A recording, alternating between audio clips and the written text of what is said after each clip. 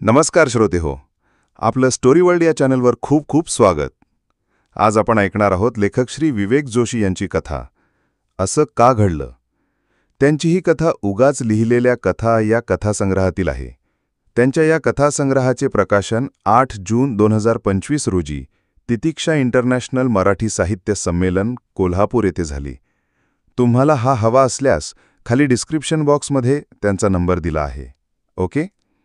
आपण या चॅनलवर नवीन आले असाल किंवा अजूनपर्यंत चॅनलला सबस्क्राईब केलं नसेल तर अवश्य सबस्क्राईब करा.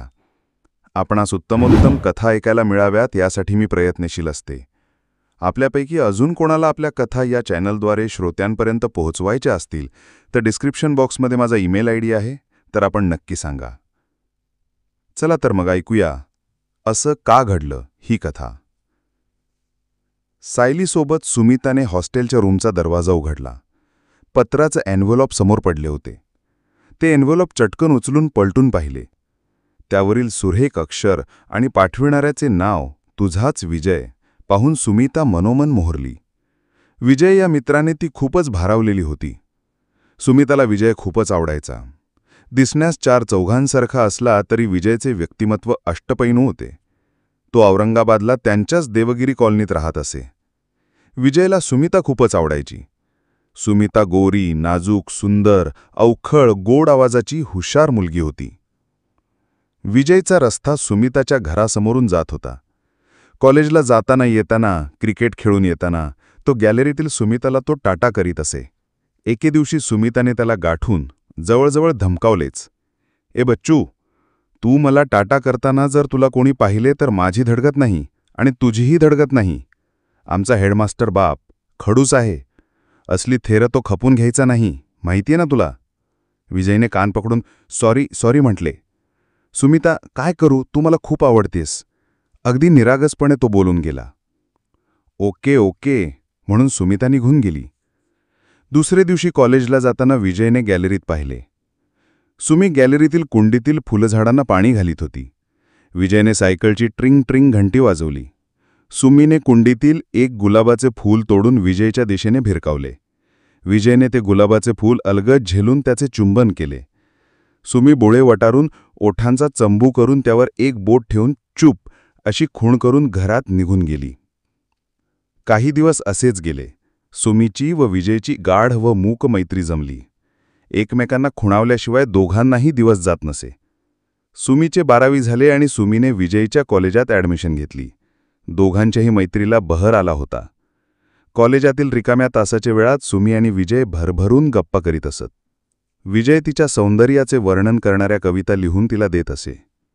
विजय, तुझे माझ्यावर प्रेम आहे. माझेही तुझ्यावर खूप प्रेम आहे. पुढील आयुष्यात हे प्रेम असेच राहो. भविष्य कुणाला माहीत. सुमीचा अशा बोलण्याचा विजयला विरह यातना वाटायच्या. त्याच्या क्रिकेटचे, अभ्यासाचे, कवितांचे सुमिताला खूप कौतुक होते. तसेच विजयला सुमिताचं गोरापाण वर्ण, सडसडीत बांधा, कमरेखालपर्यंत लांब सडक केस आणि सुमिताचा गाणारा गोड गळा याचा खूपच अभिमान होता. दोघेही एकमेकांच्या गुणवत्तेवर, यशावर अक्षरशः भाळलेले होते. विजय व सुमिता एकमेकांचे जीवष्ट कंठष्ट मित्र झाले होते. त्यांचं नातं पाणी आणि मासोळी असंच होतं. विजय नेहमी सुमीला त्याची कविता गावायस लावीत. नाते तुझे आणि माझे, 7 जन्माचे गीत गाते. ऑगस्ट महिन्यात त्यांच्याच फर्स्ट इयरच्या वर्गात सागर नावाचा नवा विद्यार्थी आला. तो खूप शांत आणि हुशार होता.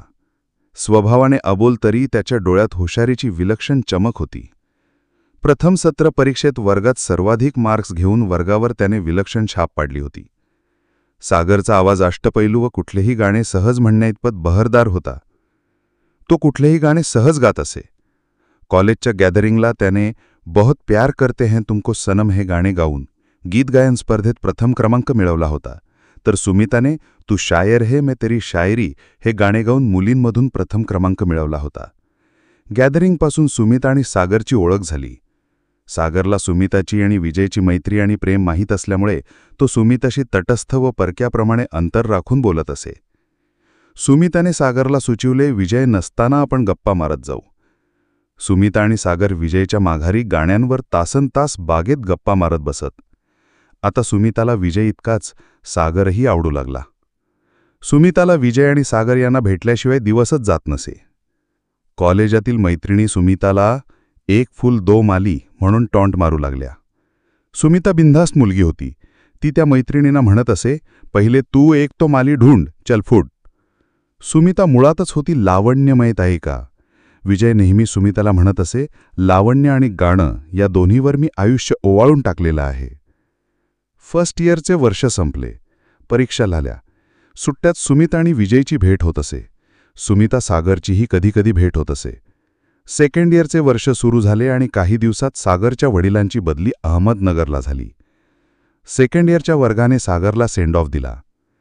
सेंड ऑफच्या कार्यक्रमाला सुमिताने इन रस्मों को इन रिश्तो नातों को मैं ना भूलूंगी गाणे म्हटले. सुमिताचा एक चांगला मित्र तिला सोडून दुसऱ्या गावी गेला. कॉलेजात सुमिताला खूप दिवस सागरचे पत्र येत होती. सुमिता ती पत्रे वाचून विजयच्या भीतीने फाडून टाकीत असे. सुमिता आणि विजयची गाढ मैत्री सर्वांना माहीत होती. सुमिताचा व विजयचा पुढे विवाह होणार इथपर्यंत सर्वच जण चर्चा करीत होते. सुमिताचे व विजयचे प्रेम सुमिताच्या आईला कळले. तिने सुमिताची व विजयची मैत्री सुमिताच्या बाबांना सांगितली. ओहो, आता हे काय घडलं? सुमिता आणि विजयचं लग्न होईल की सुमिता आणि सागरची भेट होईल की आणखी काही?